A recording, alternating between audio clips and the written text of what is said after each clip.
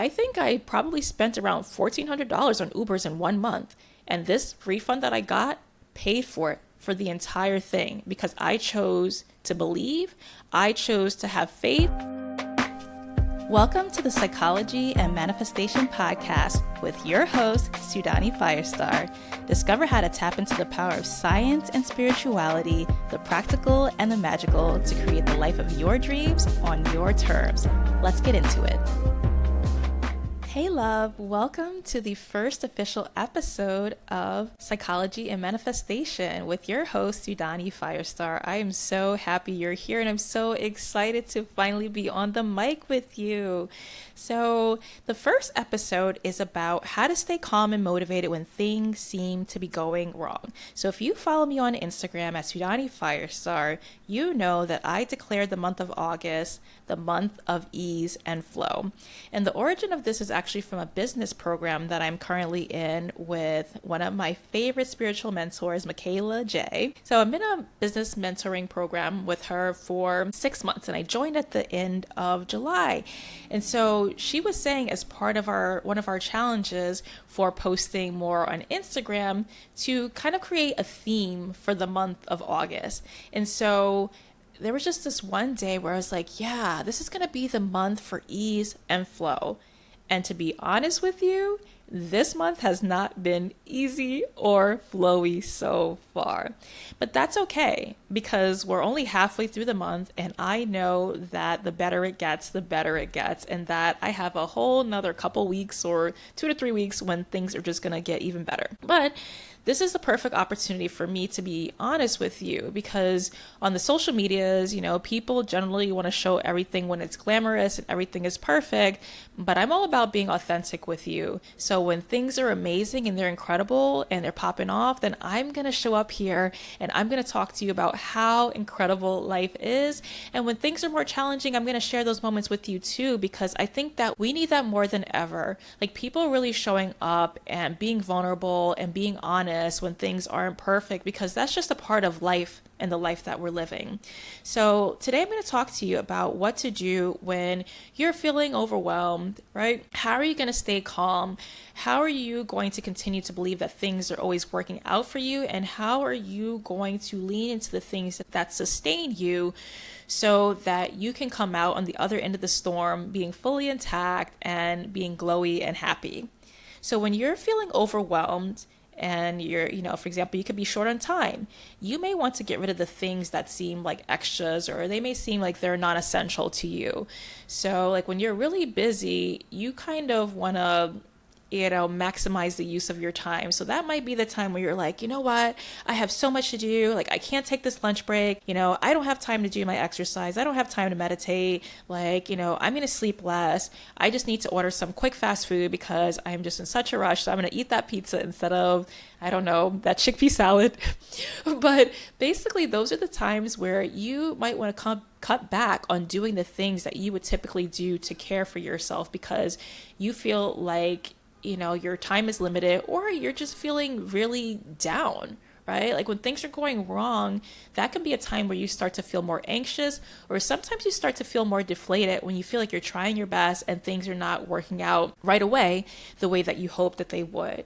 But these are the very moments when you need to lean into those things more and not to do them less, because self-care is what's going to help you to be able to focus, to, keep that calm energy, to be resilient, to be a creative thinker and someone who comes up with ways to solve problems easily. Because the alternative, as I just mentioned, is being more anxious, being sad, scatterbrained, having difficulty remembering things. And that's not what you need when, the ish is hitting the fan, okay? So don't throw away your self-care routines. You really need them more than ever. You don't want to be in that downward spiral where things, instead of things getting easier and better, they seem to be getting worse because you're not taking care of yourself. And I'm going to use a lot of cliches here. And one of them is, I'm going to use 2 today. So they are, you cannot pour from an empty cup.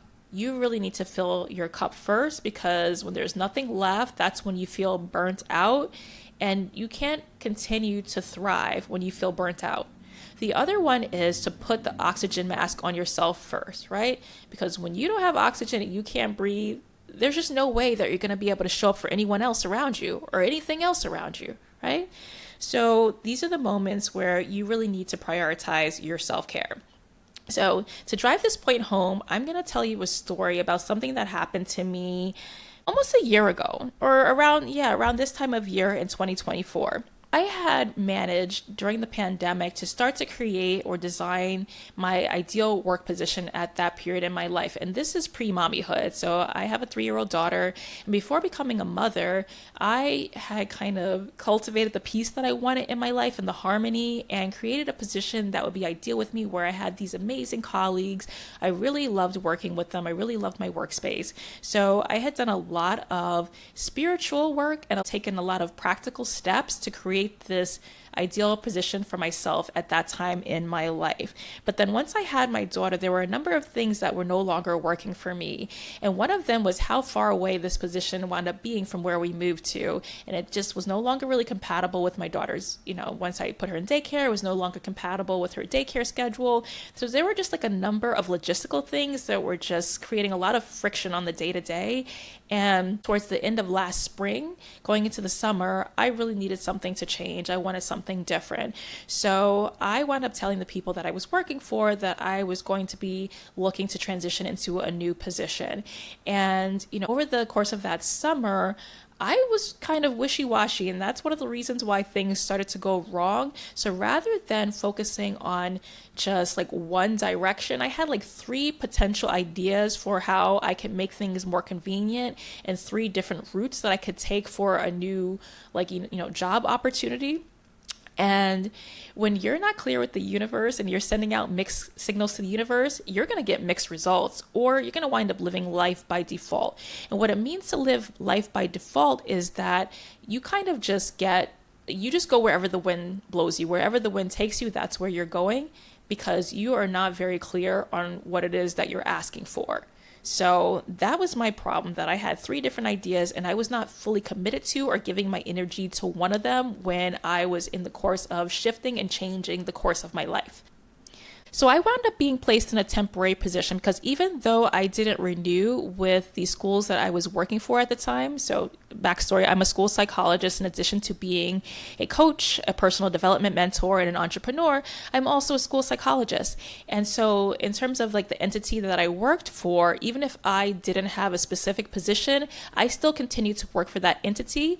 And, one of those 3 ideas that I had was about continuing to work for the same entity, but closer to home if I could find a position that was closer to home, which I actually didn't wind up being able to, get or, put into place. And that's a story for another time.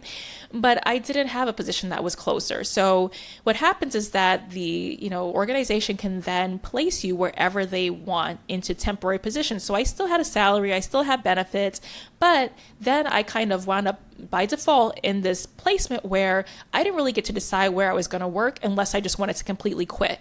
In order to completely quit, I had to give 30 days notice. So no matter what, I was going to wind up being placed in positions that were undesirable to me for at least a month. And I could either, endure it for a month and then figure out how to make things work for myself, or endure it, for a month after submitting my resignation and then resigning after fulfilling that 30-day requirement per my contract. Anyway, so what happened was that because I was living life by default, they wound up putting me in positions that were even worse in terms of logistics than where I had previously been. And then also, remember, I said that I pretty much designed the position that I wanted. So that meant that I had these awesome colleagues that I was working with. I liked the work that I had. I liked the number of schools that I was working for. And since this new placement, I manifested it by default because I was not clear. I wound up working for more schools with people that I didn't necessarily love working with. Some of the people were great, some people were not. And the position was really hard to get to. So even though, I was placed in 2 positions, one for 2 weeks and then another one for about a month. And the issue was that even though the positions were in the same borough where I live in New York City, they took a really long time to get to and were really hard to get to. The second position that I was placed in would take at least an hour and a half to get there, and I would have to take 3 New York City buses to get there. And if you've ever taken a city bus in New York City, then you know how crazy that can be and how unpredictable the bus schedule can be. So think about that, right? So I'd be taking 6 buses a day to get back and forth between this position. I'd be commuting for about at least 3 hours a day, probably longer because buses are unreliable. And in New York City, you only get 1 transfer. So you can take like 1 bus and then transfer to 1 bus, but you don't get 2. So I'd be paying 4 fares. So overall, it was looking like, even though I wanted to be closer to home and have more time for my family, in other words, my daughter, I was going to have less time for my daughter, be farther away from home, not be working with the people that I wanted to work with. And in this moment where I could have felt really deflated, like, nothing's working out, things are falling apart, and I could have been in victimhood, this was the moment where I decided that I was not going to freak out. I wasn't going to be panicking because that was not going to serve me. And it was just going to make things so much worse. Instead, I chose to lean into faith over fear or frustration. So I'm going to say that again. I leaned into faith over fear or frustration. And I refused to make myself suffer. I was going to suffer through 6 buses per day, 3+ hours of commuting, and throwing my self-care practices out the window and thinking, why me? So instead, I really did lean into faith, and I decided to take a risk. So I decided that I was going to take Ubers because I wanted to remain calm, because I knew that I wanted to be an energetic match for my manifestations. And the way to do that was to remain calm and clear-headed. So I ended up paying about $70 per day on Ubers, and I was charging them to my credit cards, which seems crazy, I know, but I believed that the money would come back to me. So this is, again, me leaning into faith over fear, okay? And I stuck with some of my morning routines. So again, I didn't really have a lot of extra time, but I continued to journal most mornings. And if I didn't get to journal in the morning, I would usually journal after I got home, and after my daughter was asleep. I meditated during my Uber rides. I would usually do about 15 to 20 minutes of meditation. And I think at the time I was using Insight Timer, which I still use. And usually I don't, sometimes I would do a guided meditation, but sometimes I would just do a timed meditation where there's like the gong in the beginning and, and then after the 15-minute mark, the gong rings again. And I also put affirmations into the reminder app on my phone so that I would recite them 3 times a day. So I got 3 reminders per day. And one of my favorite ones that I included was, people love to hire me. People love to hire me, okay? And this is what happened next. So 2 really incredible things happened when I stuck to my self-care routines and I decided to stay calm and invest in myself, even though I wasn't really sure how I was going to pay for that investment in the long term. So here's the first thing that happened. I got an unexpected refund for $1,500. So $1,500 that I was not expecting to receive at all. And it came about a month after this whole crazy debacle started. So the refund was something I paid for 2 years, like 2 years prior to this incident happening. And the refund honestly didn't make any sense to me, but I verified that it was legit. I had received an email saying that my direct deposit information needed to be updated so that the deposit could be placed in my account. And I verified that they truly did want to give me this refund of $1,500. And they were like, yeah, we've been trying to give this to you for 2 years, even though I had never received correspondence prior to that moment indicating that anyone was trying to give me this $1,500 refund. But I was like, okay, you know what? I'm just going to say yes. I'm going to be so grateful. I said thank you to the universe, and I gave the information that was needed to make sure that the refund got deposited in my account. And so I got this $1,500. So I think I probably spent around $1,400 on Ubers in 1 month. And this refund that I got paid for it for the entire thing because I chose to believe. I chose to have faith instead of leaning into fear-based thinking and being scared and being anxious, sad, depressed. Instead, I chose to believe that things were always working out for me. And the second interesting thing that happened was that I received 3 job offers within 1 month. And two of those job offers came in the same week. And one of the job offers was for the job that I had already left, where someone had already replaced me and been hired to be in that position, right? So the position I thought wasn't even available for me to go back to. So this is totally crazy to me. But then one day I just got this text message from one of my former colleagues, and she was like, would you ever consider coming back? And I was like, I guess, but like, the position's already filled by someone else. And she was like, no, she resigned. So if you want to come back, let us know. So this was incredible, right? This is crazy. And one of the other positions that I got offered was for a job that I had been trying to interview for since I think it was like July, and they didn't actually, and I had to do so much just to get this interview, to get someone to even respond or acknowledge they had even received correspondence from me. And this is within the same entity that I was already working for. But it took like months for me to get a response. I started in July and I didn't get a response from anyone until about like maybe I think September, October. And I got finally interviewed in October, and then they were like, oh, we'll let you know our thoughts because we're interviewing a number of people, and we'll let you know in about 2 weeks. I never heard back from them. So come November, I returned to my old position. And when I'm in my old position, I get an outreach, a missed call, or I think it's like a Teams message, a missed message from someone, right, who was a part of that interview process. And I called back and she's like, are you still interested in this job? And I'm like, what? And I was like, oh, I thought you were no longer interested in hiring me because I didn't hear back from you. And they were like, oh, no, we just needed to interview other people. I could have been, like, again, I could have been in victim mode. I could have been feeling sorry for myself. I could have just like sunk into this pit of sadness or anxiety about all the chaos that was happening. But then these really miraculous, beautiful things started to happen. And actually the third offer came from the temp position that I was already in, where they really wanted me to stay there. And I was like, you know what? It's not close to my home at all. I can't do this. And one of the people who was responsible for making this job offer to me was just like, well, what is it going to take for you to accept this job offer? What do you need? And I was like, well, you can buy me a car, which he thought was the funniest thing. And he like told someone else there, did you know that she told me that she wants me to buy her a car? But then like ultimately he was like, if you choose this job and you come to us, I'll make you coffee every morning. It was the sweetest thing. But like I said, ultimately I went back to my old job. But so these are the crazy miracles that can happen when you choose faith over fear or frustration, okay? So that's it, right? That's my long-winded crazy story, but it was just such a special story to me, and I'm still blown away by it almost a year later. So the moral of the story is you really need to lean into self-care, okay? When the issue's hitting the fan, when you're hit with a storm, right?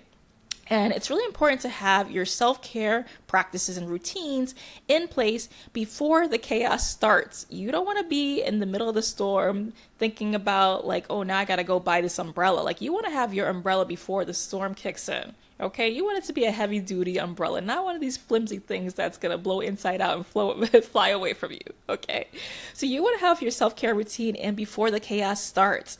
Okay, and then once the chaos starts, you need to stick with the routine, even when things in your life are hard, because these are the things that are going to keep your mind clear, help you to remain calm and grounded, and to keep that belief and that faith. Okay, and then the third thing that you're going to do is that you have to believe the following, and you can make these into some of your daily affirmations. The first one is, everything is working out for me. Everything is working out for me, because it is. Everything is working out for you. The second is, I always get what I want. You will always get what you want if you believe that you can always have what you want. And the third thing is, my success is guaranteed. Your success is guaranteed. And even when it feels like you're encountering failure is just like information, right? Once you've, quote unquote failed, even though I don't really believe in failure, that's just information that can help you to level up and do your best, learn the lesson, and do better the next time to achieve whatever outcome you desire. The fourth thing you're going to do is believe that things are working out and keep the faith, even if you don't see the results immediately. So you may be thinking, it isn't working. Why should I even bother to continue doing whatever I'm doing? Like why should I continue to believe? Why should I continue my manifestation practices when nothing is working? The faith is so important because you could be 2 steps away from the finish line. You could be 2 steps away from receiving your manifestation, but then you give up and then you're starting again at like point 0.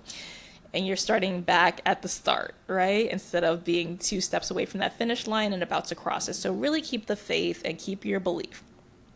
Be clear about your desired outcome. So you have to be clear about your desired outcome because you're going to confuse the universe if you're not clear. So what would your ideal outcome look like? And write it down. And you can write it down in the present tense, or you can write it down as if it has already happened in your past. And put some emotion behind it, because it's not just, the facts, the actual outcomes that you want. It's about how you feel about that. So what is it going to feel like when you get exactly what you want?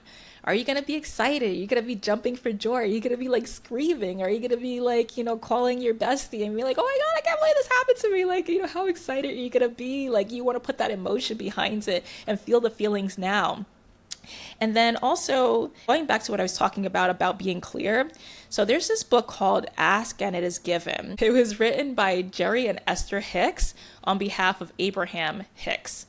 And Abraham Hicks is these spirits, I guess you could call them, or these entities that Esther Hicks channels. But the title of the book says it all. Ask and it is given. The clearer you are about asking for what you want, the clearer you are in your asking, the easier it is for the universe to deliver whatever it is that you've asked for. Okay? So that's it. That's what I have for you today. And, my favorite morning routine lasts for about 2 hours, and I don't expect you to do the same unless you really want to. And if you do, you can always reach out to me. You can DM me on Instagram to find out more about what that looks like. But, for these times when things are chaotic, or just for your busy life in general, I created a morning routine for you that only takes 10 minutes. Only 10 minutes. So there's really no excuse for not doing it, okay? And if you want this morning routine, or this self-care routine, you can download it for free for a limited time. It's in the show notes. So click that link to download it as soon as possible. And like I said, don't wait until things are crazy to start implementing. You should get it now so that it's in your phone, in your back pocket when you truly need it. And as I mentioned, it's only available for free for a limited time. So if I were you, I wouldn't wait. And if you love this podcast and it helped you in any way, please take a screenshot and share it to your Instagram stories for the people that mean the most to you in your life. And then also please give the podcast a 5-star review. It's like a new little baby, right? And we want it to grow so that I can reach and help more people. So thank you in advance for that. I love you, and I'm so grateful that you've chosen to spend your time here with me. Thank you for listening, and I look forward to connecting with you again on the next episode. Bye.